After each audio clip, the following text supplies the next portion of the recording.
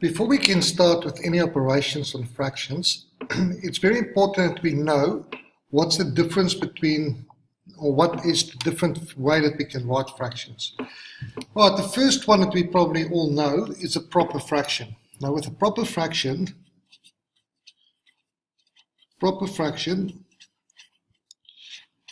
our denominator is bigger than my numerator. In other words, I can say 3/4. So my numerator is smaller than my denominator, which means I have less than 1. Okay, so it means that I have 3 parts of quarter, proper fraction.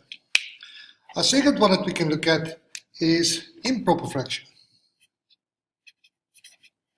Improper fraction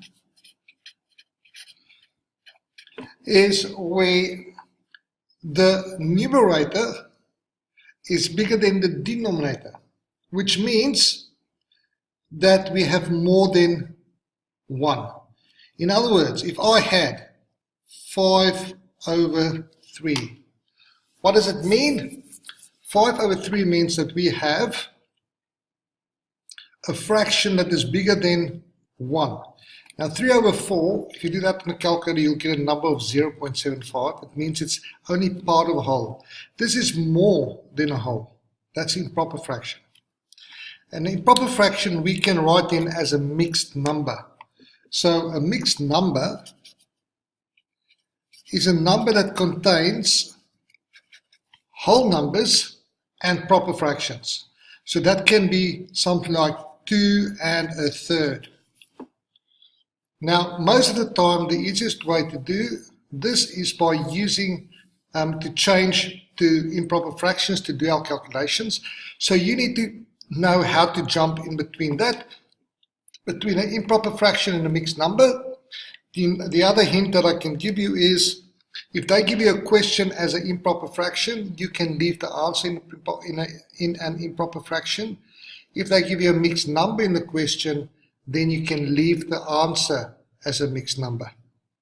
Okay, let's have a quick look on what this is. Now, what we do is, this is actually 5 divided by 3. Okay, so I can say 3 goes into 5 once, 3 goes in 5 once, 2 remain, so that will give us 1 2/3.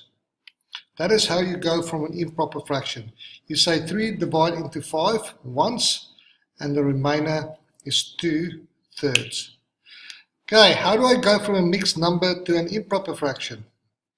What I do is I say 3 times 2 is 6, plus 1 is 7/3. Now all of us know that method, 3 times 2 plus 1, but why? If I had 2 fulls,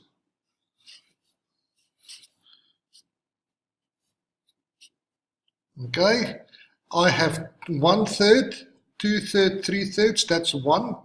1/3, 2/3, 3/3, that's 2. And a third. Then together I have 1, 2, 3, 4, 5, 6, 7 thirds. That's why I say 3 times 2, because there's 2 whole thirds, which means there's 6 thirds, and another 1/3, which is 7/3. You don't have to do that way. All you have to do is you have to say 2 times 3 plus 1.